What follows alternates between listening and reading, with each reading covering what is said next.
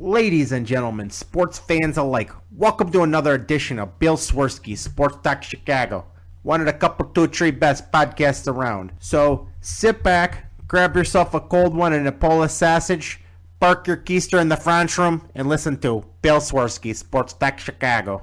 In Chicago, you know that all sports rock. The Bears, Hawks, Bulls, Cubs, and Sox. Pick your favorite, you can choose. As long as the Packers lose. For everything you need to know, it's Bill Swerski, Sports Talk Chicago.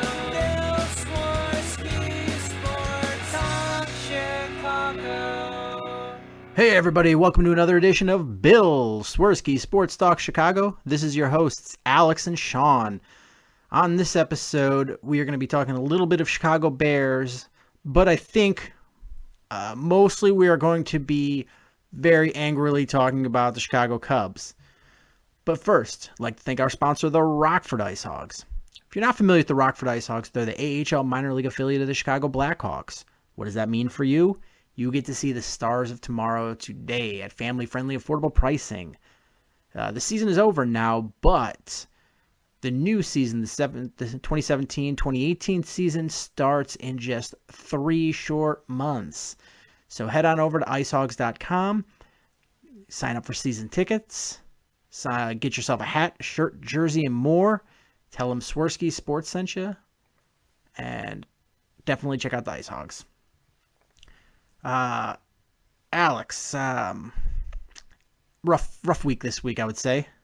Yeah, this is all coming to the end of the first half of the baseball season. That's kind of what the focus is here. I can't really say anything overly positive over the past week in Chicago sports. So, yeah, really not a good one. Yeah, I don't really want to talk White Sox because they're just bad, and until they have a trade, really not much to say. There really hasn't been much Blackhawks. The Bulls started the summer league, and campaign is awful, so I don't really have much to say. But there's a couple of interesting Bears things. I don't know if you heard this, but former Chicago Bear and Hall of Famer, a member of the 85 Chicago Bears, Dan Hampton, said that if my team had Jay Cutler as quarterback, we would have won 4 Super Bowls. I don't know if you read that. I did see that comment, yes, and I saw a lot of responding comments to that, calling him crazy, calling him dumb, calling him senile. I thought it was interesting. I think that he was kind of getting at the fact that maybe if we had just kind of the production that Cutler had, that they would have won. I mean, the defense was pretty there in the 80s from what I know, even past 85. But, I don't really know how to certainly say if it would or wouldn't, but it's an interesting thing to say. Yeah, I mean, there's a few things the Bears could have done, but I still stand by this point, is Jay Cutler would have been an amazing quarterback in the 80s and early 90s. That gunslinger type mentality and throwing a lot of interception, that flew back then. Like, that was okay. You could throw. I mean, Brett Favre threw a lot of interceptions. Yes, he did. It was okay. And if you're Jay Cutler and in that era where throwing interceptions is okay, just think about it: is people aren't going to be dogging him for interceptions, so he's just going to be okay. He's going to go out there with his confidence and swagger, and be able to play hard. Yeah, no, I definitely agree with you that, yeah. And you have that the offensive line was great during that era. You had Walter Payton at running back. So really, if you would have had steady quarterback play, you had Jim McMahon, who was fairly good, but he was injured, and your backups were Mike Tomczak for a while, and you just had Doug Flutie. It was just a mishmash of backup quarterbacks. If you had somebody like Jay Cutler, I could see them being an actual dynasty rather than just one team that put together probably the best season ever. Yeah, no, there's definitely truth to all that, especially back then where it wasn't as big of a passer game back then. having a guy like Jay Cutler who has a really good arm, I think that would be really advantageous to have. And he was very underrated at moving around in the pocket and running, so that was another good thing to have on a team like that. So, yeah, there were definitely advantages that a player like Jay Cutler would bring back then. It's kind of funny to think about considering how the game has changed since then, but, it stirred for great conversation.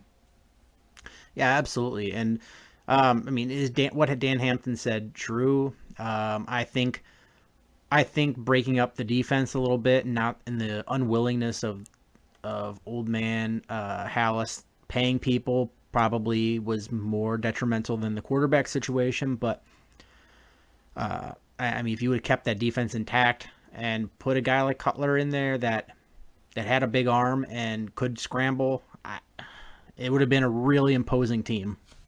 Yeah, for sure. I think there's a lot of disappointment from the Bears of the mid-'80s because, I wasn't alive, but I hear the stories from so many people saying that when they won, people thought for sure this was going to win multiple titles with that scheme, and it never happened. Yeah, absolutely. And it was probably one of the bigger disappointments in sports that this team that was just so dominant. Just the way, not only just what they did in that season, but what they did in the playoffs. They absolutely dominated everybody in the regular season. Except for the Dolphins.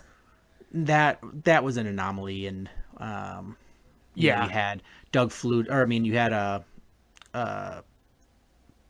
Mike Ditka and Buddy Ryan at each other's throats, fist fighting each other at that game, and it all just went downhill. And so they had one bad game, but other than that, they just dominated people. And then in the playoffs, they pitched shutout after shutout in the playoffs. Yeah, because it was the LA Rams and who was the other team? The Giants, that's right. And the Rams and the Giants were really good teams.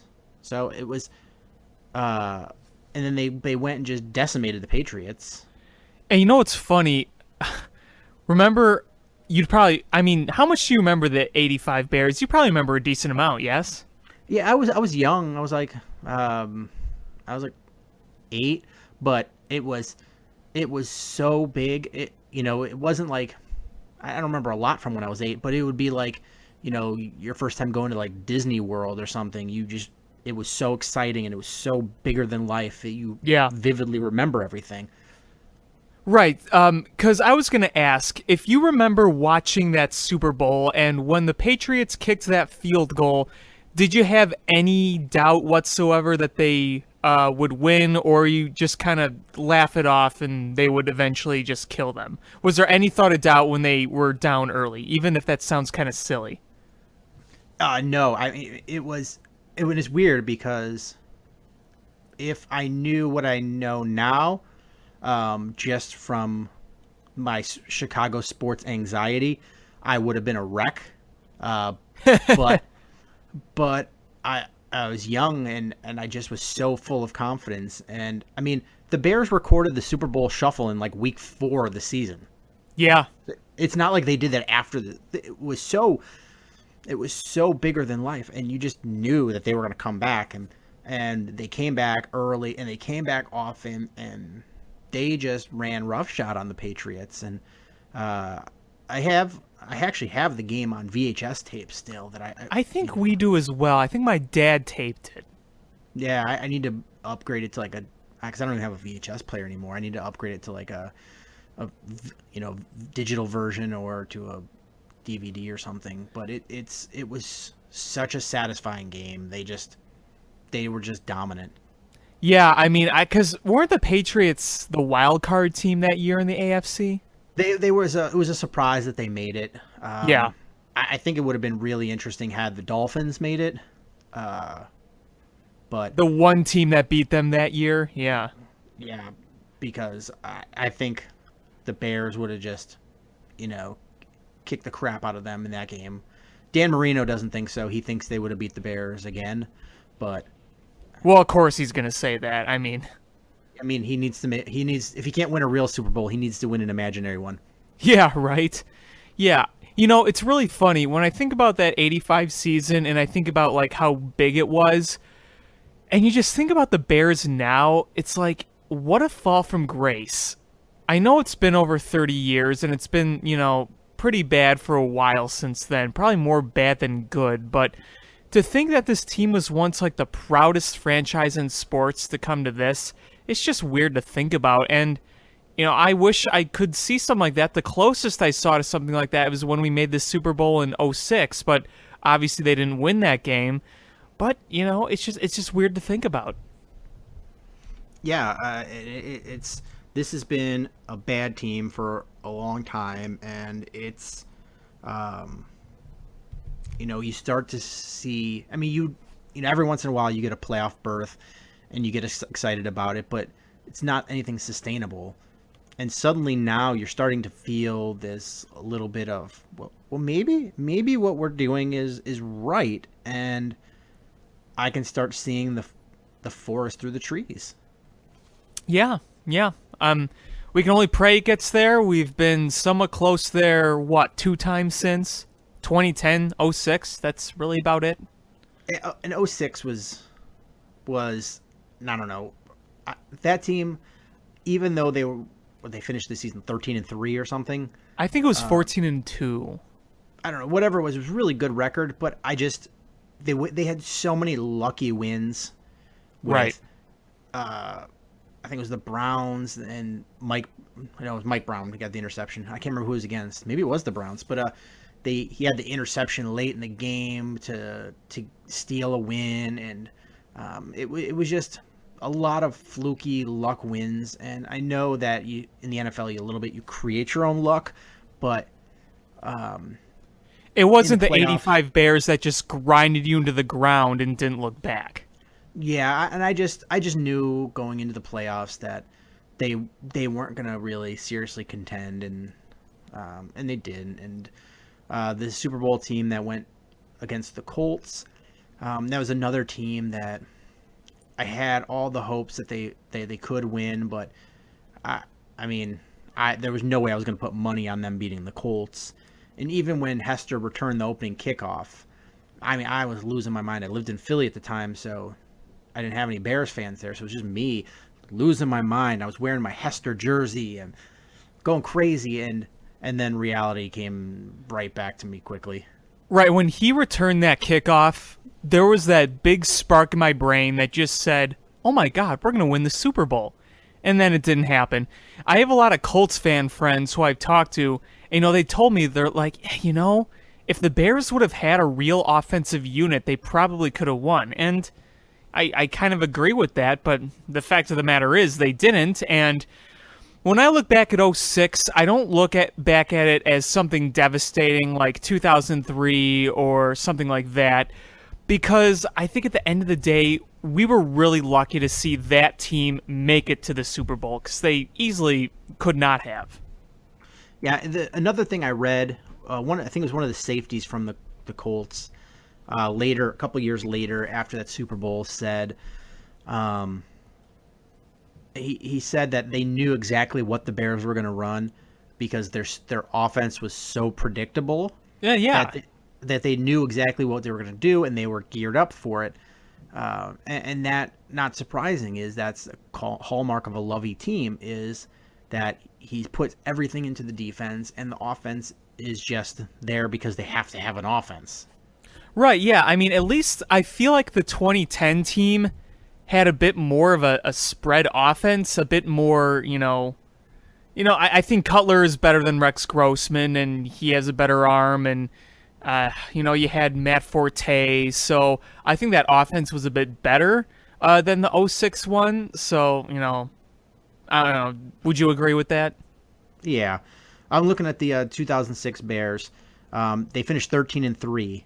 It was 13-3. Okay. Yeah, they were 7-0, lost to the Dolphins, won 2 more, lost against the Patriots, and then lost the season finale against the Packers. Well, weren't they resting everyone that day anyway?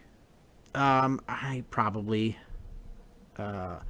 It was, but it was a season that they so much luck, and that I just never really expected anything from it. Right, and that's why I don't look back at '06 like, oh, we should have had that, we should have had that. I mean, yeah, we had the lead early on, but, they knew what we were going to do, so what do you, Yeah, and then... I'm going to say this also. Feel free to agree, disagree with me. I want to get your thoughts on this. I think had the 2010 Bears made it to the Super Bowl, I think that team's chances of beating that Steelers team were higher than that Bears team beating the Colts and Peyton Manning. That Steelers team was pretty good, but I don't know. The Bears they had a nice record that year, and they just, I don't know. I just don't have confidence in the Bears, I guess, sometimes in the playoffs. Well, it's kind of hard to since we haven't won since '85. Yeah. I mean, I don't know. I thought there was something about that 2010 team that I don't know. I liked their chances better in the Super Bowl than '06. I mean, obviously we didn't make it to the Super Bowl, and this would also have to mean if Cutler didn't get hurt, because if the Bears somehow pulled that NFC Championship win with a hurt Cutler and Caleb Haney, yeah, we're not winning that Super Bowl, but I think a full, healthy 2010 team could beat that Steelers team. I really do. I mean, the first round they played, it was the Seahawks. Yeah. Wasn't that the year the Seahawks finished with a losing record? I think they only had like 7 wins. I think they were like 7-9. And it was a close game. I mean, the Seahawks came barreling back at the fourth quarter. Well, I remember that game. I remember watching that game, and I feel like the Bears just kind of stopped playing. Like they were up by so much, they just kind of stopped giving a rat's ass. That's what I remember. Because I remember they dominated the first half, and it was all but over, and they just kind of, in the fourth quarter, they just kind of sat back and didn't really do much. That's how I remember it. And then the NFC Championship game against the Packers was so frustrating. It was such a Bears way to lose. Your quarterback getting hurt, everybody turning on the quarterback and losing to the Packers. And almost coming back in that one with Caleb Haney, all to be ended in an interception. Yeah, it was. Caleb Haney would have been a hero if he could come back from that. Oh, yeah, absolutely. I mean, do you remember when Todd Collins came into that game? Oh. Yeah. I was at my friend's house and we were losing our minds. We were just so livid. Honestly, like I was a junior in high school, and I'll be honest, when Cutler went down and that one pass that Todd Collins had, he tried to make like a 10-yard pass that didn't go like 5 yards. Like I turned it off. I was done. I was completely done. It was so painful. It was so painful. It was like I would have rather have gone 0-16 than have that game happen, because it was just an embarrassment. Well, what was worse is that it was against the Packers. If that same game would have happened against Atlanta that year, it would have sucked, but it's like, oh, well, whatever. But it had to be against Green Bay. And you lose to Green Bay on your home turf in the NFC Championship. That sucks, because that game stunk from the beginning, because you remember the first drive. The Packers just cruised down the field on that first drive. Yeah, and then it was 14-0. It's one thing to give up 14 points in the first half, but they scored none. Yeah. And that's the kiss of death right there. Yeah, exactly. I mean, I did not feel good at all after going down 14-0, because usually that season I'm like, all right, even if we're down, we could still come back. But in that NFC Championship game, I'm like, we're screwed. And I was really dreading going to school the next day and having to listen to the Packers fans of the place. I mean, it's mostly Bears fans, but you have that group of Packers fans, and I was not looking forward to school the next day with those guys. Yeah, I don't blame you. I lived in Philadelphia. Oh, the 2010 as I was back here. But 2006 when they lost the Super Bowl, I was living in Philadelphia, and I just got ridden by the Eagles fans because they don't just cheer for their team, they hate every other team, and they enjoy when they lose. Oh, when for sure. When their fans suffer. But 2010 it was mostly around Bears fans, but it was just a miserable feeling. Yeah, I couldn't imagine being one of the Bears fans that lives in Wisconsin. I mean, God be with those people. I couldn't imagine what that was like. Ugh. I mean, losing to the Packers is something we've almost come used to, but it still is never a good feeling. I mean, I just remember growing up as the Bears, like the Packers was like an automatic win for most of my life. And then at this one point, they became the team that just destroyed the Bears. Yeah, I mean, it's funny because the overall season series is like tied going back 95 years. So it's like different eras had different levels. There was never like a back forth. It's like one decade the Bears would dominate, the next decade the Packers would dominate. It was kind of a back and forth type deal. So I always found that kind of interesting. Yeah, it is kind of true. It's eras, but whatever. Interesting rivalry because it's always lopsided. It's never one of those rivalries that even if one team is bad and one's good, that they fight it out and it's a close game. It's usually just a lopsided game usually. Yeah, and as of late, it's not been lopsided in our favor, and there are several instances where the Bears should have beaten the Packers and then fell apart at the end, but hopefully that'll change sooner or later. And the one other bit of Bears I want to talk about is Mitch Trubisky hasn't signed a contract yet. And we're like 3 weeks away from training camp. Yeah, that's a little surprising. And usually the Bears are really good with getting draft picks signed.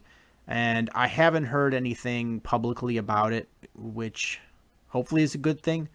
I'm going to guess that it's over offset language. And just for our listeners, if you don't know what offset language is, basically is under the current collective bargaining agreement, first round draft picks are 4-year contracts with an option for a fifth, and it's a team option. And you have to decide during the beginning of the third season whether or not you're going to pick up the option for the 5th year. And if you have offset language, which is what the teams want, that means if, say you owe the player $10 million for that 5th year and you decide to cut them because they were terrible or they were injured, and another team signs them, let's say for $5 million, you're only on the hook for $5 million. So basically subtracts off that new contract from what you owe.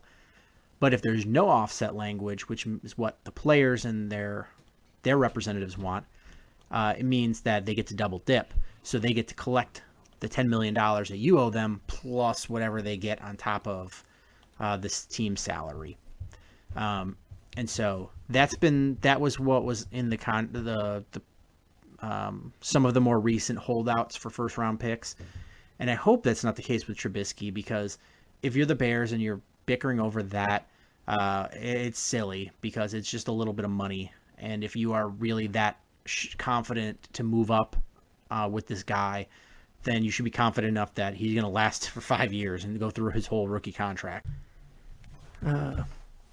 So with Trubisky, the fear is if you hold out and you're a quarterback, you lose that much development, and it really is going to set you back as a player, and that's the last thing the Bears need with this hopefully franchise quarterback. I was just going to say, that is the last thing they want. If this is their guy, the one they want to develop and work with, the one that's going to be the face of the franchise in the future, you don't want that. Yeah, I mean, you do whatever you have to do to get him into camp and have him be ready when it's time to play, be absolutely ready, and not, well, I missed all the training camp and then I was trying to catch up during the season. You do not want that. Yeah, the thing is, people don't seem to realize is that you learn by repetition, and the way the collective bargaining agreement works in the NFL is you have so little time that you're allowed to wear pads and actually practice that there's only so many reps to go around. And if you skip them, then when you get back, the player who's got your starting spot is getting 80% of the reps. So you're only getting 20% of like minimal reps anyway. And that's how you learn. You want to know why Kevin White is not as productive as we'd hoped?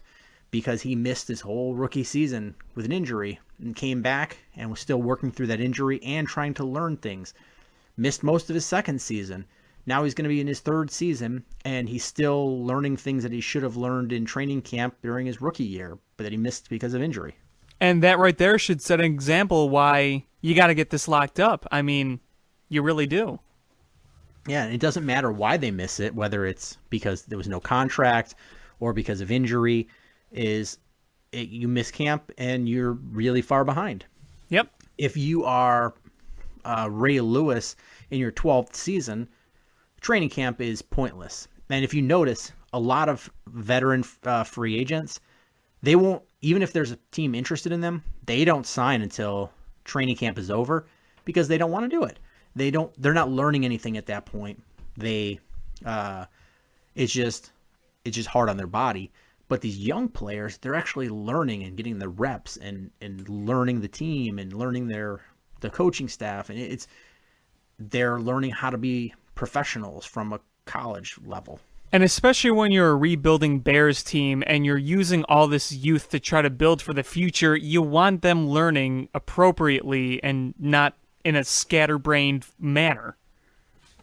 Yeah, absolutely. And I've been pleasantly surprised with the way he's spoken and what people have been saying about him in the workout so far. Me too. It's just going to be super detrimental and a big blow to not only the team but the fans and him if he doesn't get this deal signed. And I know he has said publicly that even if there's no contract, he's going to be out there playing because he knows it'll eventually get done. But I guarantee all of his people, his agents and everything, are going to say flat out no. If there's no contract, he's not playing. Right. So it's you just hope that they finally can get this done because the Bears have been absolutely amazing over the last decade in getting draft picks signed and early. That you have to. That's one thing they have done. Yeah, that's one thing they've been phenomenal about, and so you just hope that in these next 3 weeks they get it done. So there's no holdout, there's nothing, and even if it's having to give up the offset language, which isn't that big of a deal. I mean, sure, he's going to make a bunch of money, but in that offset deal, it means basically you're saying if he sucks during that 5th year and we cut him, that you're going to end up paying, I don't know, $8 million or something extra. So it's money. I don't care. It's not my money. It's the McCaskey family money. So I don't care. And they have plenty of it. Yeah, so spend it. Get it done. That's the nice thing about being a fan of a Chicago sports team. You don't worry as much about the money because we know we have the money with our market size. Yeah, that's, it's never a, we just don't have the money. We don't have this, or we're small or mid-market team. No, we're Chicago. We've got the money. Just spend it. Is you're already charging us an arm and a leg for everything? Might as well put a good product in the field.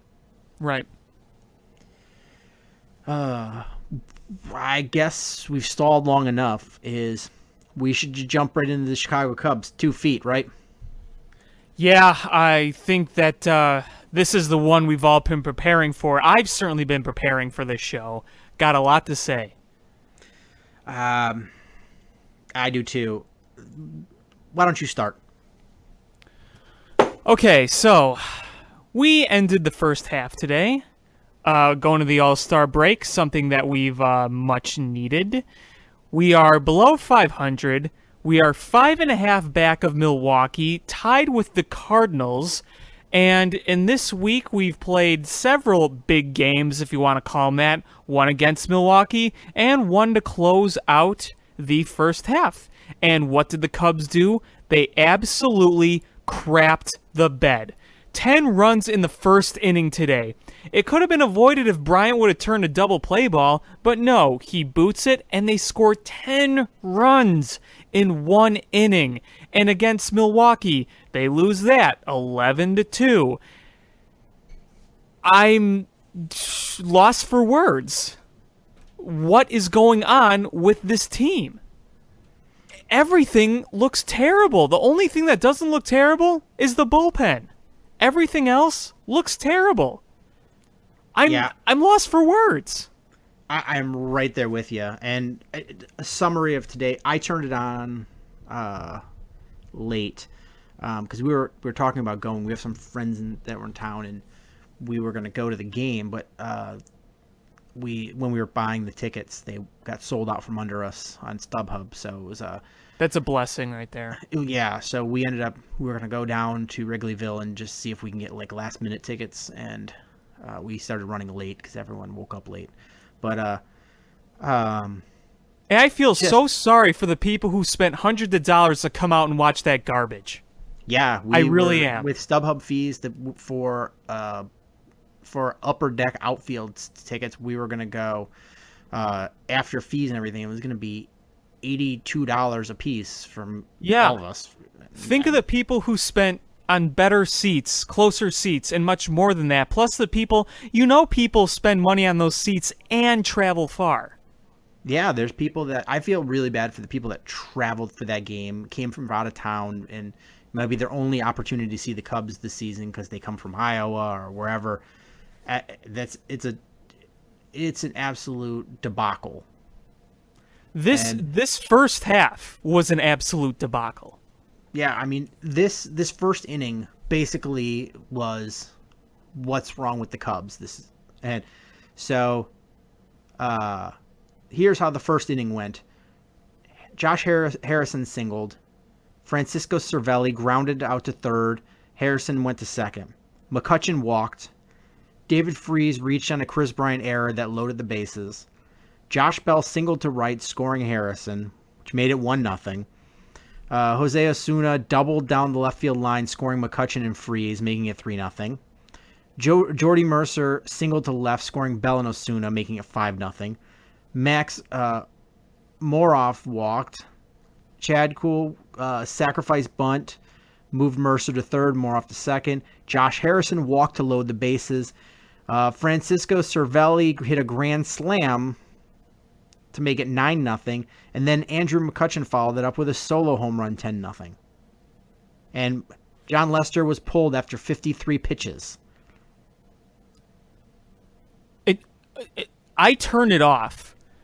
I'd say as soon as Ozuna doubled to make it 3-0, I said, you know what? Screw this. I'm out. I'm going to see Spider-Man. And that was a much better choice. But there I am, sitting on my way to the theater, sitting in the theater before the movie starts, seeing all these notifications, and I had to blink twice, 3 times, 4 times, 5 times. This is the team that won the World Series last year?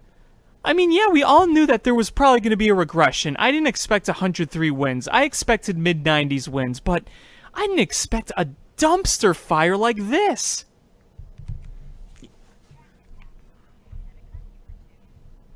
Yeah, it was a debacle. And what summed it up even more is the Cubs came to bat and goose egg. Of course. Goose egg. Of course. And the first inning of runs, they've given up in the first half of this season, they've already given up more first inning runs than they did all of last season. That's crazy to think about. It's crazy. So it's first innings have been a problem. This team can't hit. The starting rotation is schizophrenic. John Lester is supposed to be your ace, and he can't even make it out of the first against a lowly Pirates team. Jake Arrieta is at a loss for words of what he's doing. Kyle Hendricks is still injured. Eddie Butler he's a rookie. I don't know what you expect from him. He has the best ERA of the starters. What does that tell you? Yeah, and the other day, you didn't think he was going to get out of the first inning. I know. I mean, he ended up doing well, but he had some rough spots in the game. And Mike Montgomery is not a starter. He's called into duty to be a starter, and John Lackey is too old. Yeah, he's pretty much done here. And when John Lackey does show some flashes of goodness, when he goes like 6 innings and gives up only 2 runs, they don't hit for him. Yeah. And I just, everyone keeps talking about, when this team turns it on, that's a farce and a myth. You don't just turn it on. This team has shown no signs of life consistently. None. When was the last time they went on a 3-game road winning streak? This year? A road streak? To be honest, I couldn't tell you. I couldn't tell you. Yeah, it's been bad. It's been. They haven't won back-to-back games in over 2 weeks. It's really bad, and they're at the point now where if they don't come out after the All-Star break and put a streak together, you could probably stick a fork in them, because Milwaukee is not fading away, and there's talks of them trading for Jose Quintana now. I saw that, and I thought, wow, they're going to mortgage away their future and go for it. That's ballsy, but, I mean, right now it doesn't look like we're going to catch him. I'll tell you that a lot of people are, including myself, are frustrated with how somehow Milwaukee's playing so well, but then I keep telling myself, we did this to ourselves. The Cubs did this to themselves. If they were any sort of consistent, if they showed any sort of consistency, we would be with or above the Brewers. If we had maybe 10 more wins, I wouldn't be worried at all. But that's not the case right now. We're below 500, showing no signs of turning things around. Every time we get a big win, it's, is this the one? Is this the one? No! We've had several good wins, and then we crap the bed the next day. Yeah, it's like every time you have this is going to be a statement win, or Schwarber hit a grand slam, he's going to turn it around now. Every time there's one of those moments, and we're all convinced that this is it. The next day they go and they poop the bed and they don't show up. I really thought that Cardinals sweep was going to make everything right. I thought 100% that was going to make everything right. I think we all thought that. Yeah. I keep hearing now the All-Star break, they'll turn it on in the second half. The Cubs will make a trade at the deadline. I'll be right. And I'm at the point now, and if you disagree, please, I would love to hear, your thoughts on this. But I'm at the point now where I don't want them to make a trade at the All-Star break or the trade deadline, because I don't think this team is good enough to go deep the way they've been playing. And all you're going to do by bringing in somebody at the trade deadline is overpay and give up young players when you don't need to. I don't want to trade for a rental. That's what I definitely don't want to do. If we're going to trade for something, it's got to be something we're going to have for multiple years. If they do something like that, I'll be okay with it, because it helps us, maybe not necessarily today if they're still not doing well, but it helps us in the future. But I do not want to see them go for a rental piece. No, don't do that. So I think there are still trades that could potentially be made with this team, but a rental piece like last year, I don't think you're going to see that. I think if you do see a trade, it's going to be A, for a multiple year player, or B, a small trade, kind of like maybe a round of Mike Montgomery type trade, maybe a little less, but it's going to be no blockbuster rental piece that's going to put them over the top this year and this year only, like Aroldis Chapman last year in the bullpen. You're not going to see that. What pitchers or what trades do you really realistically think they could make? Realistically? Yeah. Well, here's the thing. The Chris Archer thing has been a talk for a long time, but the Rays are contenders right now. I don't think they're going to want to sell him.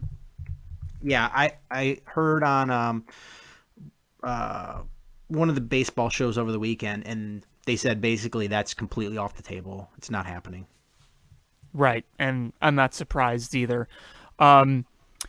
Sonny Gray, I think, is still an interesting one. We all know that a Quintana Cubs Sox trade is not going to happen. We just know it's not going to happen. There was the interesting talk about Justin Verlander, and at first I'm like, heck no.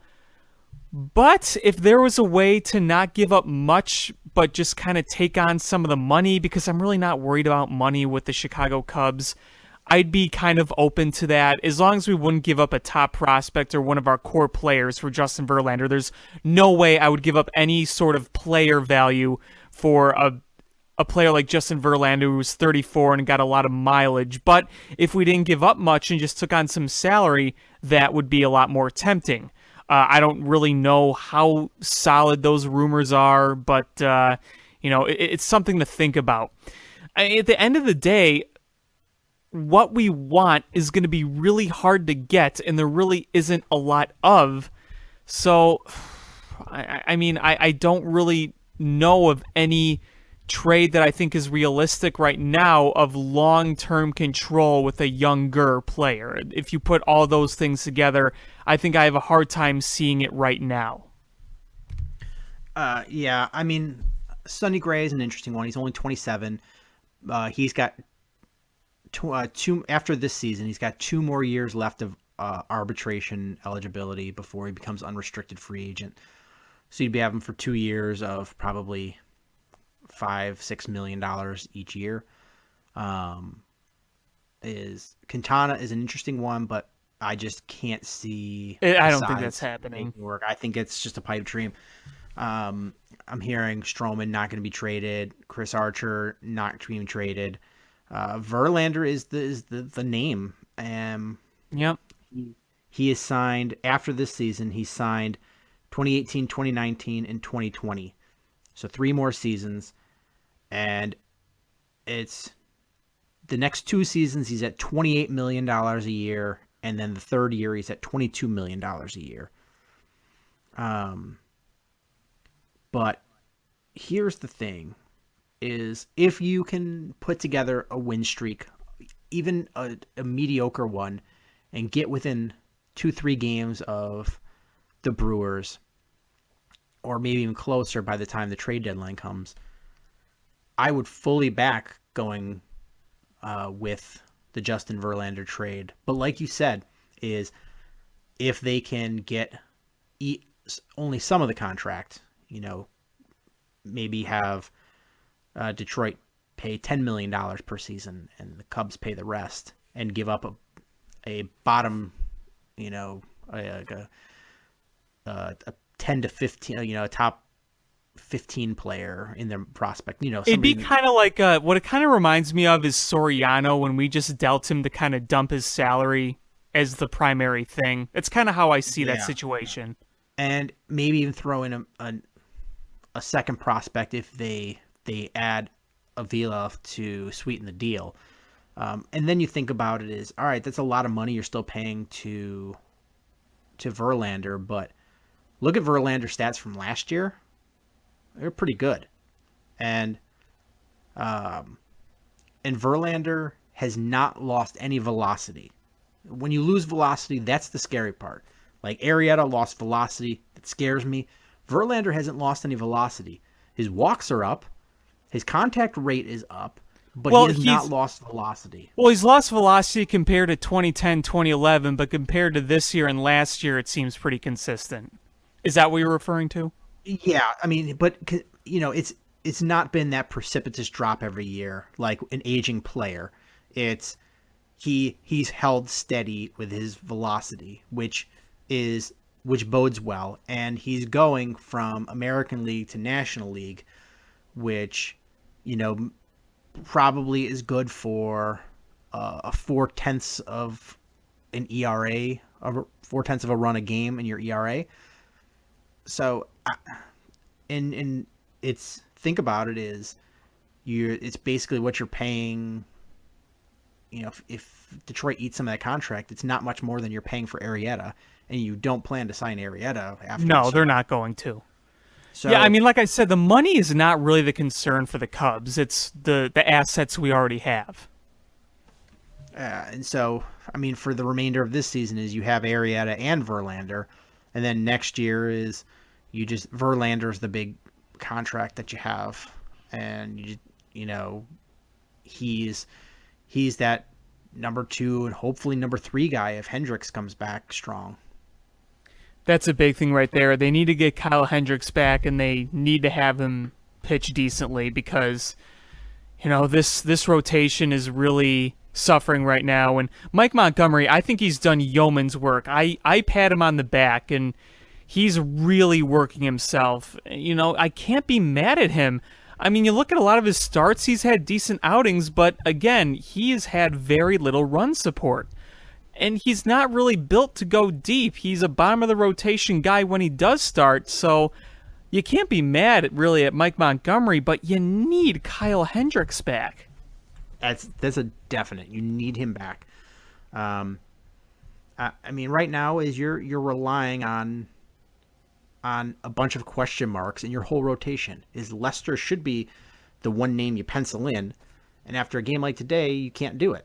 Arrieta's been hot and cold. Lackey has been hot and cold. Eddie Butler's a rookie, so by definition, he's hot and cold. And Mike Montgomery is a middle reliever. And unfortunately, Lackey's been a bit more cold than hot this year. Much more. I mean, he has. I would say, other than a couple of very good starts, he's been abysmal this year for the most part. Well, yeah, I mean, he's giving up the home runs. He's among the top in home runs given up, and doesn't really go deep into ball games. I mean, the guy's almost 40 years old, so obviously he doesn't really have it anymore. I mean, every now and then he'll have a nice game and his stuff will look sharp, but it's really not happening consistently, or more than not this year. It's been more bad than good, because last year, before the postseason, he was a very solid pitcher. And, well, not anymore. Yeah, and so you got to figure he's done. So what are you going to go in with next year? You got to have somebody. And is Verlander a name in 2017 that excites you? Probably more so than in 2018 or 2019, but still not that exciting. And but the only other thing I can think of is maybe the Cubs try to bring back Travis Wood in a trade. But I don't see the Royals being sellers. Not now. I mean, they were a month ago, but now things have really turned. There was something interesting I heard on 670 The Score yesterday, and I kind of want to get your opinion on it and kind of think out loud with you on this. Do you think the Cubs should have been more willing to have brought Jason Hamill back? I know Jason Hamill isn't having a very good year with Kansas City, but I mean, in his time with the Cubs, in his NL service, he's been pretty good. He's been better than more than he's not been better. So, at first, during the offseason, I didn't think it was going to be a huge loss, but now that I look back at it, having him and hopefully bringing the serviceable things he brought the past few years wouldn't be a bad thing to have. My thoughts on him are he had spots, runs where he was a very good pitcher. And then he had runs where he was just abysmal, and it was usually like the second half of the season. Mm-hmm. He was kind of worthless for the playoffs. But I still feel like for the amount of money he was making for a starting pitcher in this league, you probably would expect a team like the Cubs to keep him for that, affordable of a contract. I just wonder what he was like in the clubhouse. That's my big my big question mark. Is a guy like that with those kind of stats, even though if you would have averaged him out over the season and he had ups and downs throughout the season rather than great first half and bad second half, you would think you'd want to keep a guy like that around. So I just wonder what's happening behind the scenes that facilitated his leaving. Yeah, I don't know. I mean, they were also saying that on the radio, like they were kind of surprised why they didn't kind of maybe try to at least offer him back. Maybe they didn't think they needed him. Maybe there was something there that we don't know about. It's really hard to know. We don't know what goes on in the clubhouse. So, but yeah, I figured I'd kind of bring that up as an interesting thought because, I mean, right now the rotation is a shell of its former self. How good it was last year compared to how bad it is now. And last year was interesting. The offense could have off days where they weren't doing much, but the Cubs would still find ways to win because the pitching would keep you in there. But in addition, what I think is the most frustrating part is how bad the defense has been. I don't know how to explain that one. Absolutely. And sorry to just derail this a little bit. I was just pulling up stats for Verlander. And Yeah. last season, he had a 3 ERA with a 1 whip, 10 Ks per 9, 2 walks per 9, pitched 227 innings, and had a 6.6 WAR. Yeah, he was really good last year. And I believe he was a finalist for the Cy Young for AL. Yeah, remember when Kate Upton went on that Twitter rant? Oh, yeah, that's right. Because he lost to Rick Porcello. Yeah, so, he's 6 months removed from that. So it's not like his stats are that outrageous. I mean, his FIP is half a run lower than his ERA, which is...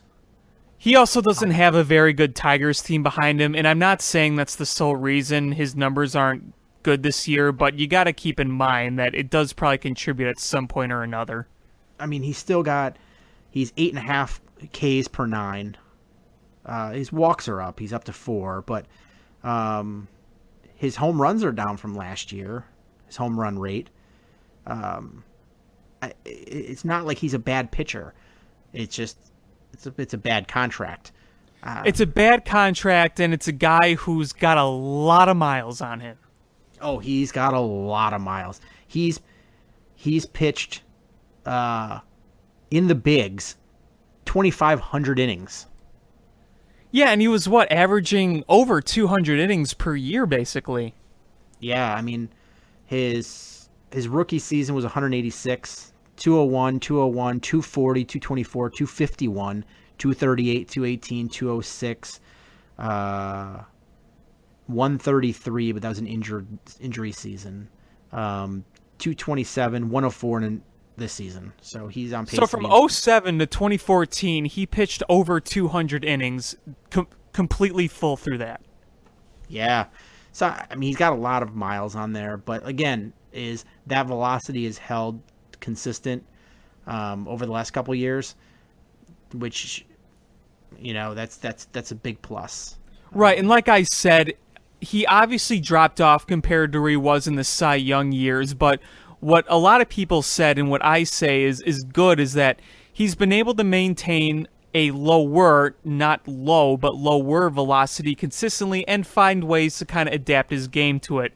It took him a year or so, but he kind of readapted and found a way. And, you just can't help but wonder if Verlander going to another location, change of scenery would maybe do him some good. But again, it's not a good contract, and the Tigers are going to want to try to rebuild, and you got to find a way to get him to not give up your top assets, because you're not going to do that with a 34-year-old pitcher with a ton of miles on him. So if you can get him by just kind of doing more paying with cash than less giving of assets, then that would be the most ideal and likely scenario for the Cubs to get him.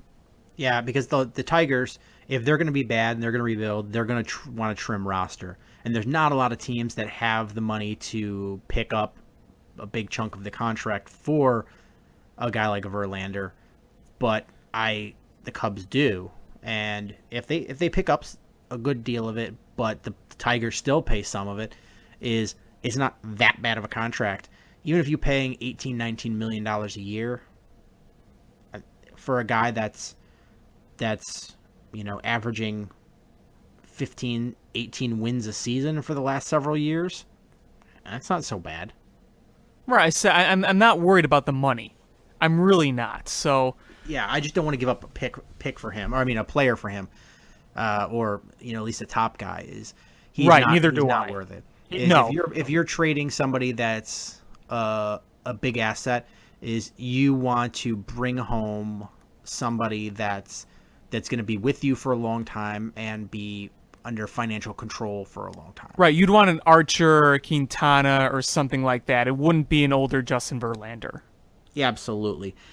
But I just don't know what trades you can do in this offseason that's going to propel this team. I just think, this is kind of a lost year, honestly.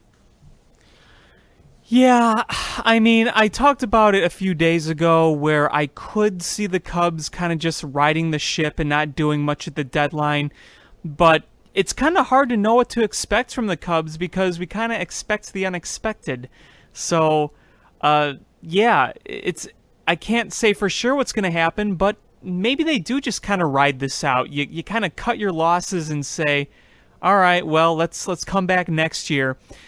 Also, we talked about it earlier, and people are talking about it again. If you fall really behind, would you be willing to trade Wade Davis and just kind of, quote, give up on this season? But I don't think we could really determine that until, like, the week of the deadline. If the Cubs fall, like, double digits back, then I'd be a lot more tempted to do that. Oh, yeah. You pull what the Yankees did with Aroldis Chapman. I don't see a problem because if you know that you can't catch the Brewers and you're not catching the wild card team,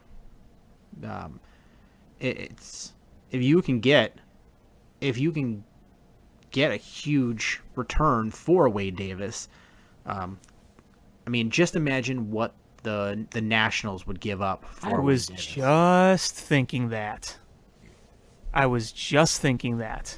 Because, I mean, they don't want to. Their holdup with the Robertson thing is they don't want to take on any more salary. Right. So, Right. This is much better for them financially. Yeah, much better financially, and it's absolutely a much more dominant player. Is if you could send him over there, that has to vault them into a favorite for the World Series.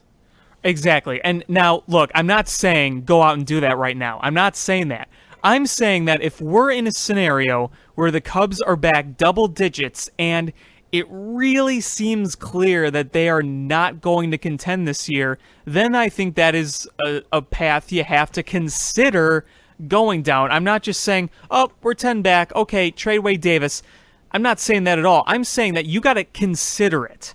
You got to shop around. And if you think you could get a great deal that'll benefit you immediately for the next season, then I think that's something that they'd be willing to take. And don't get me wrong, I love Wade Davis. I'd love to see him around. But if that scenario does arise, you got to listen to some offers that they could potentially get. It's interesting. I was saying with some people, if this Cubs team just comes back roaring next year and they are who they are and they continue to do good things and this year was just kind of a blip in the road, then so be it. It's just really frustrating seeing this blip in the road because we didn't really expect it at this level. So that's, I think, the most important part of the season is these next few weeks after the All-Star break. This is going to make or break their season. This is going to tell them we're still in this or we're really not still in this. And it makes things a little more difficult because the team that's ahead of us is a Brewers team that really isn't high on a lot of people's lists and was never really high even when they were winning so far this season, and a team that could still very well just kind of bottom out in the second half considering how their team really is as a whole and what holes they actually do have. So there's a lot of complicated scenarios right now. Yeah, it's really complicated. And I know people are going to complain that we suggested that if they should listen to offers for Wade Davis, is think about it. he's only signed through this season. So if the Cubs aren't going anywhere and you trade him away, it's not like you had him under contract for next season. You could still go in the offseason and re-sign him just the same way. Just like the Yankees. If they did that, I'd be ecstatic. Yeah, I mean, if you get a Gleyber Torres level player for trading away Wade Davis in a bust year, and you could re-sign him in the offseason again, why wouldn't you do it? And I think that one thing I would say is if they were to make a trade like that, I think they'd be more wanting a closer or major league ready young player, not, someone as low as Gleyber Torres, but that's my opinion. Well, I mean, he's probably going to be on the team next year, but the Yankees were in a different spot than the Cubs. Right, that's what I'm saying. Yeah, so yeah, I would not be opposed to at least listening to it. But if obviously if you're come the All-Star, I mean the trade deadline, if you're within striking distance of the Brewers and you see turnaround in the play, then you don't do it. Right, exactly. But if you fall to 8 games behind the Brewers come the All-Star, I keep saying the All-Star game, the trade deadline, if you're 8 games, 9 games back of the Brewers and probably 12 games out of the wild card, then what's the point? Is you're just wasting opportunity. Right. You got to listen, and this is if this scenario rises. Who the heck knows? They could come storming out of the gates in the second half and the Brewers can fall apart right away, and next thing you know, they're back in it. We don't know what's going to happen, but we are at a point where you have to at least consider the fact that this team might not make the postseason. Because right now, the chances are looking significantly lower than they were at the start of the season. At the start of the season, they had like a 99.9% chance of making the postseason. It's still a higher chance, but it's not a guaranteed chance like it was. Especially when you're 5 games back right now. It's still a manageable deficit, but with the way this team has showed no consistency, with the way they have struggled with everything across the board, especially the starting pitching and defense, you have to realize that there are different scenarios for different actions. And because of where the Cubs are right now, they have to keep these scenarios in mind. And so do the fans. They got to be prepared for this kind of thing. I think that saying sell, sell, sell is way over the top because they're never going to do that. You would agree? Yes. Yes, you agree. Yes, I agree. Okay. They're not going to... There's some people going off that deep end, and that's too far. You know what's hilarious? So I'm looking at projections for the playoff probabilities as of yesterday. Based on mathematics, and the Cubs are. So I'm going to go from the bottom of the division to the top. The odds of making the playoffs: the Reds are 0.2%. Not surprising. Pirates are 7.7%. A little lower than I thought, but okay. The Brewers are at 30.5%. Wow. The Cardinals are at 31.4%. The Cubs are at 65.5% still. Yeah, I mean, I knew they were above 50%. This is actually interesting. I just did a Twitter poll before this show started, and it's already got 87 votes. And I asked, how high is your confidence in winning the Central? And one option was 80 to 100%. The other was 60 to 70. One was below 50, and one was no chance. And 44%, by far the dominant choosing, is 60 to 70% right now. So that goes to show right there that I think that there are a lot of projections and a lot of opinions that kind of match up with that. Yeah, and the odds of going to winning the World Series is Cubs are 3rd in the National League still. That's crazy. Yeah. Let me guess. The Dodgers and the Nationals are in front of them. Yeah. But the Rockies are less than 1%. and the Cubs are at 7.3%.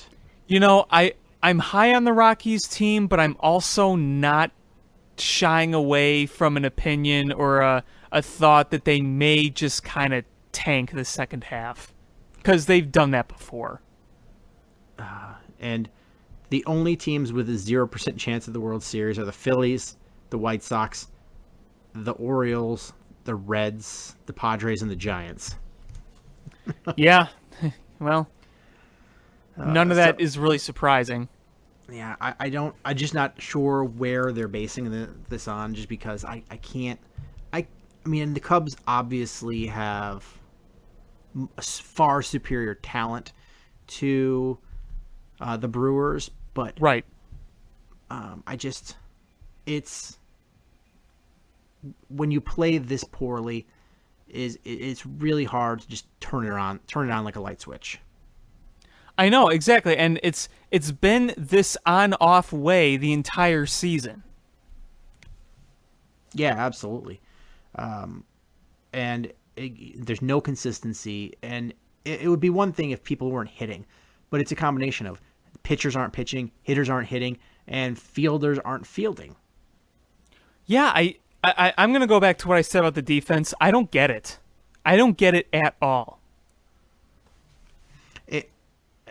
And it's funny because during the playoff run last year, is basically all of the national people said this team is just going to just rubber stamp them into the playoffs every year for the next 5 to 10 years. Yep.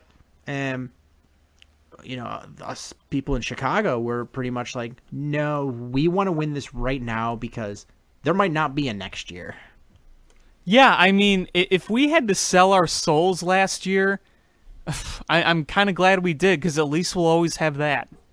Yeah, that's my thinking is you can't ever take that World Series title away from us, and we saw it. We witnessed it. We felt it. Right. Everything. And even if they disappoint us and don't make the playoffs this year or next year or the year after or whatever, we still have that World Series. Right, exactly, and we could say we saw it. You want to hear something interesting about the defense? Sure.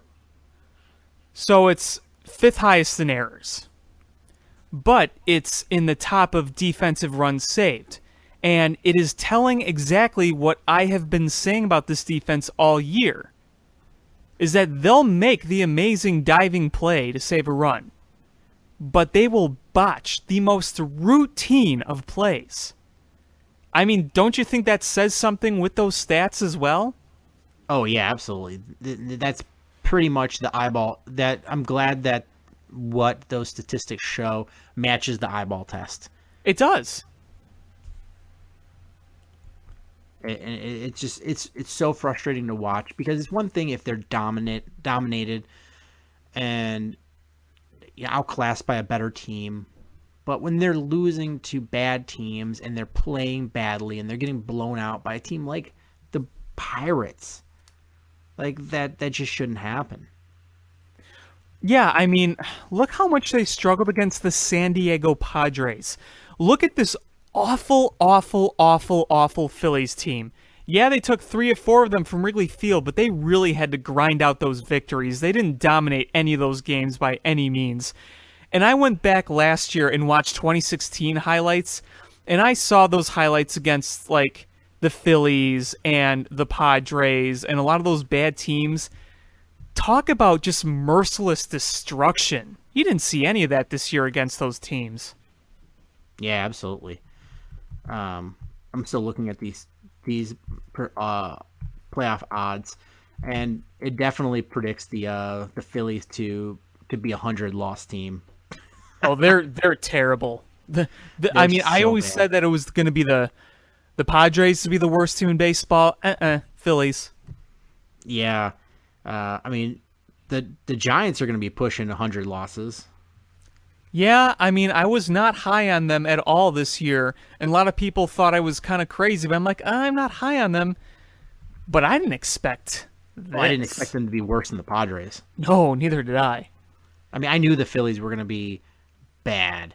I mean, right off the bat, I was like, pencil in the White Sox as being bad, pencil in the Phillies to probably be the worst team in baseball, pencil in the Reds to be bad, pencil in the Padres to be bad, and they're all bad. But the Pirates being this bad and the Giants being this bad are not, I wouldn't say shocking, somewhere between a little bit surprising, I guess. Yeah, I would say so. I would agree with that. I mean, not that, like, you know, if you would have told me that, they would be this bad, I could retrospectively look back and be like, some of the signs are there, but still, you expected a little bit more out of the teams that have done well in the last couple of years and still have some talent. Oh, for sure. But this is, I just don't know what people are expecting from this Cubs team, because they are what they are. Like Theo said, that this is the answers are on this team, and if they don't figure it out, bringing somebody in is not gonna completely turn it around. You know, bringing in an outsider. I mean, let's face it. The starting pitching has to get better. The timely hitting has to get better. The defense has to get better. Like I said, don't complain about the bullpen. That's been the best part of this Cubs team. You've seen a lot of these losses where the starters give up the early runs and the bullpen keeps them in it, but the offense can't come back. I mean, look at that. I think that says a lot right there. The bullpen has been the best part of this, let's say it's been the most consistent part of this Cubs team. Yeah, absolutely. And again, even more so to the fact that you're not going to find the answers in a deadline trade, is there's not that many teams that are ready to trade. In the American League, it's probably the Orioles, the Blue Jays, Detroit, Oakland, and the White Sox. You can cross off the White Sox because they're not trading with you in the one asset that they have that you would like. Oakland has one asset they want, and I don't think they're going to let the Cubs have it without just running them through the ringer. Oh, God, no, especially considering what they did get Addison Russell. Yeah. Detroit has one, they have a catcher and a pitcher that you might be interested in. Toronto has one pitcher, but I hear they're not going to get rid of him. Right. And Baltimore doesn't have anything that you need. Right, we need pitching, and they don't have pitching at all. The Phillies are going to be sellers. They don't have anything. What are they going to sell? Like, they're garbage. Clay Buchholz, maybe? Is that it? They have no value whatsoever. I don't know what the Giants are. The Giants don't have anything that you want. Well, I know there's talks about Cueto and Samardzija, but you know, it's I don't want Samardzija. I don't want him with, within a 10. I wouldn't touch him with a 10-foot pole. Cueto maybe, but I don't know. He scares me. Like I just don't trust him. San Diego has nothing you want. Cincinnati has nothing you want. The Mets aren't trading anything because they feel like they're just going to come back next year. And right, I mean, with all the injuries and whatnot. And I just feel like Miami, Pittsburgh, and Atlanta. Well, Atlanta's rebuilding, so they're not going to trade anything. The Cardinals aren't trading anything with you, and Pittsburgh and Miami feel like they're Miami. I don't know if they have that you really want, but Pittsburgh feels like they're within the division race.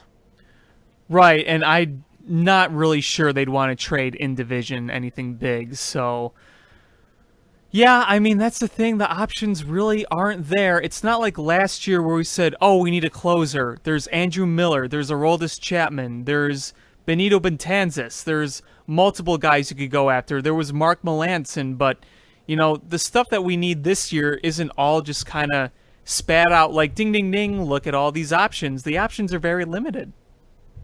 Yeah, it's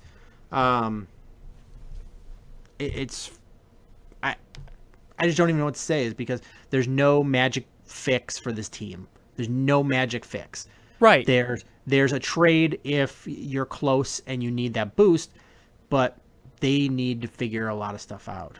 Right. I mean, the only thing I could say, really, the fact of the matter is, you got to play better. You got to play better fundamentals. You got to pitch better. You got to be more efficient. You got to stop giving up these first inning runs. You got to go deeper into ball games. You got to hit timelier. We all know they have to do that better, but it's not, snap of a finger, oh, they're doing everything better. It doesn't work that way.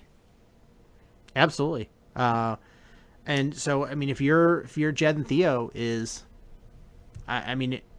do you hold pat and just say, you know what, this season's a wash. We go at them next year in the off season to try to fix the problems and start fresh, or do you try to give them that boost and maybe overpay for somebody to try to give them that boost?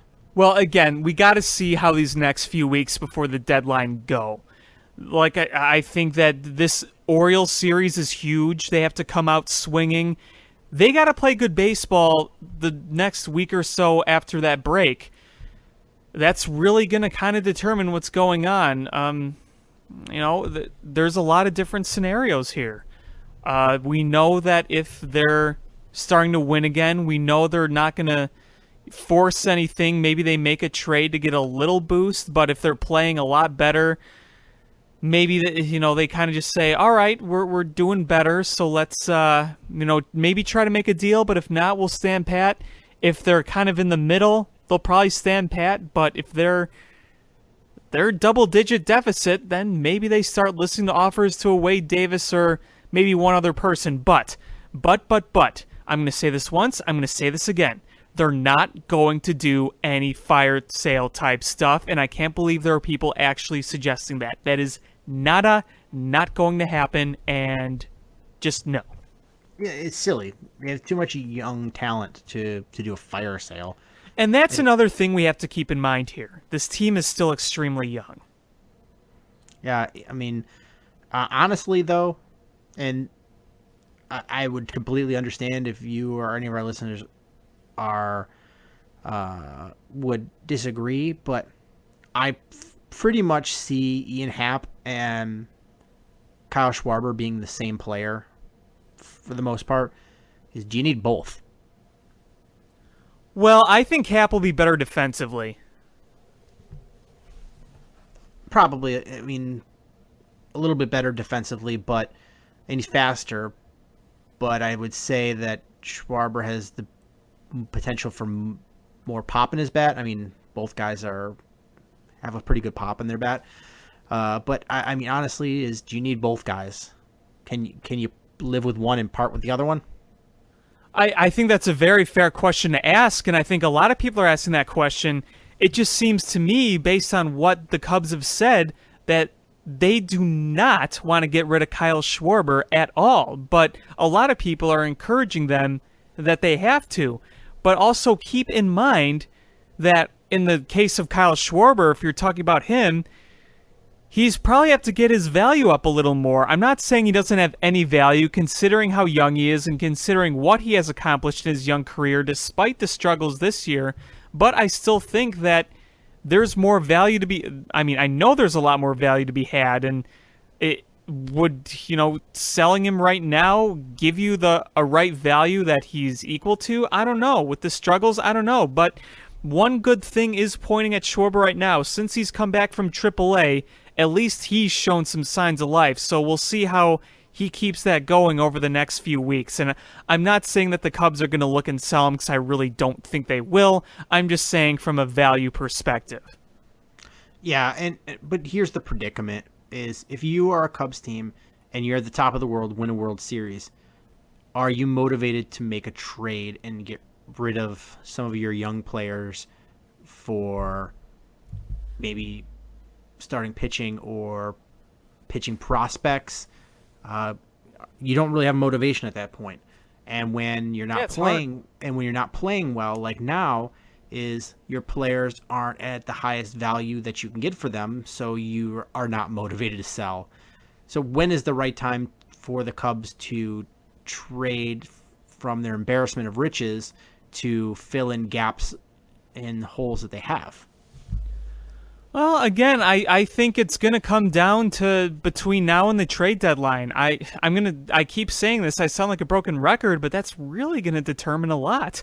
If they start winning, then they're probably not going to do it, but if they really look bad, then maybe you got to say we got to do something drastic here. I don't know. I see it that way. Maybe that's not how Theo's thinking at all. I could be completely wrong. That's just kind of how I see it. Yeah, it just sucks though, is because right now is some of their trade prospects aren't at their peak value. Right. And like what I was saying about Schwarber. yeah, but last year when they were all at their peak value, is you didn't want to trade them because you liked what you had, so And it's they like were winning. It's a conundrum because when they're not playing well, they're not as valuable, but that's when you need to trade them to fill holes. But when you're good, and that's in their highest value, but you don't want to trade them because you're playing well. So the Cubs are in a tough spot, and Yes, they are. I just, and you're absolutely right, is these next like 3 weeks are going to determine the Cubs, not only their life going into the playoffs, the odds of going into the playoffs, but whether or not it's worth making a trade.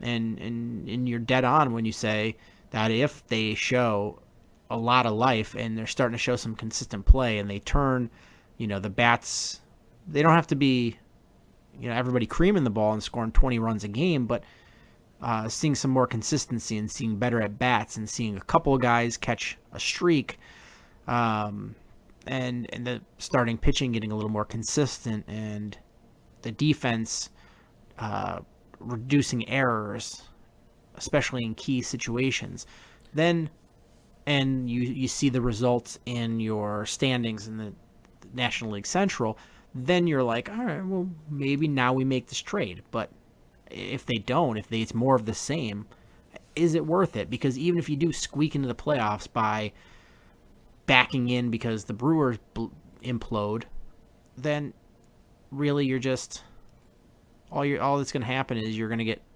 creamed by the Dodgers or the Nationals.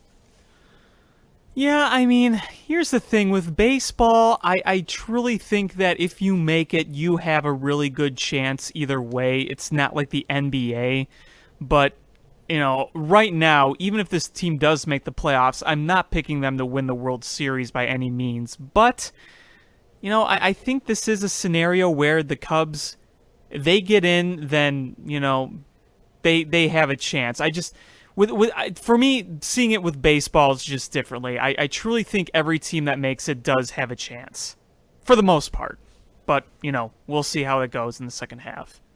Yeah, but having a chance and having a legitimate chance are kind of different things. Is like I agree with you that baseball is a much bigger crapshoot than a NBA, where the team with the most stars wins, and you can kind of pencil in who's going to win, especially in nowadays.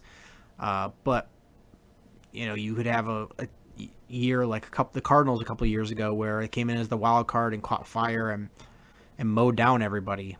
But it's just this team has not shown their ability to be able to do that this year. I know, and that's really what's frustrating, is that at least if we could have had a sign of things turning around, like let's say they took this series, or maybe if they even swept the series, you could say, okay, you would have gained another game on Milwaukee. Heck, let's look back at the past week. If we could have had 3 more wins, one against Milwaukee in that makeup, and a few against the Pirates, the situation we'd be in would be completely different. We'd be right on the Brewers' tail, and we'd probably just be anticipating a runaway in the second half. I mean, you could agree with that, right? Oh, yeah, I totally agree. But unfortunately, that's not the situation we're in, so what it kind of shows is that, yeah, right now it doesn't look good, but a few games right off the bat that go in your favor can completely turn it around. So, it makes the situation all more complicated and it makes it a bit more mysterious. But if you are going off these trends, the chances look worse than not than they did a little while ago, because a month ago they were still really frustrating, but there was still that wiggle room in time where you could say that they were going to turn it around and you weren't that far behind of Milwaukee. But that's not the case now. So it just makes everything more complicated. Yeah, this is just a weird situation to be in. You're too good to break up a team, and you're not good enough to make to be a strong contender for the playoffs by the All-Star break, and you knew no matter what, this was never going to be a break up the team scenario. But yeah, I get what you're saying. Yeah, so Jed and Theo have their salaries cut out for them right now, because it's it's going to be interesting to see what happens. And we are still in the infancy of trade rumor stuff. Hopped on MLBTradeRumors.com, which is a pretty reliable source, and there's barely anything going on so far. Yeah, I know. I mean, like you were saying about the White Sox, the most I've heard about a White Sox trade is that Brewers-Quintana thing. I mean, other than that, I've heard nothing on their end. And on the Cubs end, it's a lot of speculation. There was the whole thing with the Tigers. We talked about that. And, other than that, really not much. The most I've heard is, a potential target that they would have, like an Archer, is not going to be traded. Same with Stroman, so cross those off the list. We've heard more just flat out no's than actual, trade rumors and whatnot. Oh, yeah, absolutely. And, it's just the weirdness of this season. I was thinking earlier today, and this is kind of a prediction of mine, and I could be completely wrong, but I think after this stinker of a season, I'm actually feeling pretty confident that next year they're going to come just roaring out of the gates. I know it's way too early to say that. I know we haven't made any moves yet, but I could kind of see this being like kind of the Blackhawks, where they made it to their respective league finals, and then they lost, and then they won the championship, and then the next year or so was the hangover / retool period, and then after that they were playing their best sport. So maybe that kind of goes the same with the Cubs, because there's one thing for sure: I am not throwing out the potential of this young core going on other World Series runs. It just may not be this year. Yeah, and it's not just going to be the players that come out strong next year. It's going to be Joe Madden with a new philosophy and having the off season of looking back on what went wrong, and Jed and Theo going, all right, we weren't brought into town to do this one and done. We were here to build a dynasty, and they're going to do their parts as well. Yeah, everything about this season has been so weird. I feel like everyone's on a different page. The first 2 years, everyone was on the same page. I just feel like there's Theo saying one thing about Schwarber, Joe Madden saying something else. Joe Madden is saying, well, they played a good game even though they lost countless times. You had the whole Miguel Montero stuff in the clubhouse, making you think that the clubhouse wasn't as happy-go-lucky as it was last year and the year before. The only thing you really heard about last year of the Cubs clubhouse that was negative was, Chapman didn't seem like a shining teammate, but you don't have to be a genius to figure that one out, and it didn't seem to get to them in any way, shape, or form. It ended last year with them rallying together and winning the World Series, and now you're hearing about these issues with Montero, and they took care of that, luckily, but I just feel like the philosophy, the consistency, and everything that's going on, it's scattered all over the place. Absolutely, I fully agree. A lot of odd season with the weird injuries and the complete regression in defensive play, and I'll say this as well: we're not catching the same breaks that we did last year. It seemed like we smashed a ball, it fell on grass. This year we're smashing the ball and it's in a glove. I mean, I just think the breaks are breaking differently. Yeah, and part of it is being, you got to learn how it's easy to play when you're the underdog. It's harder to play when you're wearing the crown. Especially when your team is full of a bunch of young people, because when young people are as high as the Cubs were last year, mentally that puts you in a different state a lot of the time. And maybe they have to realize that. I don't know what goes on in their heads, but maybe they do. Yeah. So I think we've talked ad nauseum about this Cubs team. Let's end it with, we're going into the All-Star break. How many wins do you see the Cubs having at the end of the season, and do they win the division? We'll note this and just kind of for fun see how our predictions went come the end of the season. I am going to predict 87 wins. I'm going to be bold, and I'm still going to say the Cubs are going to win the division. I really don't think the Brewers are going to keep this up. They have a lot of problems still, and they got a lot of holes, despite having a really good, establishment already. They've got a bright future, but this year, right now, I just don't see them continuing this. And I have trouble seeing them mortgaging their future. I really do. Because you look at a lot of the Brewers' stats, and, some things aren't so great.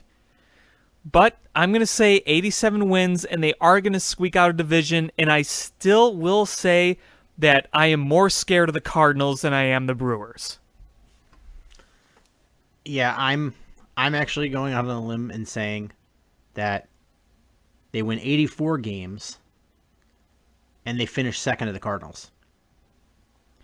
I mean, the Cardinals have been pretty bad this year, but they always find a way to just BS their ways to wins, even when they're bad. That's what they do. That is the Cardinals' way. I mean, think about it. Their offense this year hasn't been good, their pitching hasn't been good, and their defense has been atrocious, yet they'll find a way. They'll find a way. They'll pull wins out of their rear end. They're tied with the Cubs right now. Right. And as bad as the Cubs have been, as inconsistent, you could argue that you saw even uglier baseball from the Cardinals this year. Maybe that's because you're so not used to seeing it from the Cardinals that it kind of dilutes it a little bit, but still. Yeah. I mean, the Brewers have the second worst winning percentage out of any division leading team except for the Indians. And the Indians started off really slow this year, and they're on fire right now. Right. I would, if there was a 5 or 7 game series between the Indians and the Brewers, I would put all of the money I had on the Cleveland winning that one. Yeah, and I mean, plus going down the stretch, the more talented team is Cleveland. Yeah, absolutely. But I think that's going to do it for this episode, unless you have anything else you want to add. No, I just hope the guys get some rest over the All-Star break, and, well, that's all I could say. Hope for the best. Yeah, so that's going to do it for this episode of Bill Swerski Sports Talk Chicago. If you guys want to weigh in on what you think that's going to happen with the Cubs, hit us up on Twitter at ShyFanPat1 or at Swerski Sports. Facebook.com/Swerski Sports, SwerskiSports.com. Thank you guys so much for listening. Please subscribe however you listen to podcasts, whether that's iTunes, Stitcher, or YouTube. Tell your friends. And thank you guys so much for listening. And until next time, bear down. Cubs win! What a lucky break! The good Lord wants the Cubs to win! We thank Ditka and God for all they have provided. Cubs win! Cubs win! Cubs win! Oh, I don't want her. You can have her. She's a Packer fan. She can't fit in my van. And she looks like Remember, New Yorkers, smoking crack is not legal on planes. Bears 31 to -7.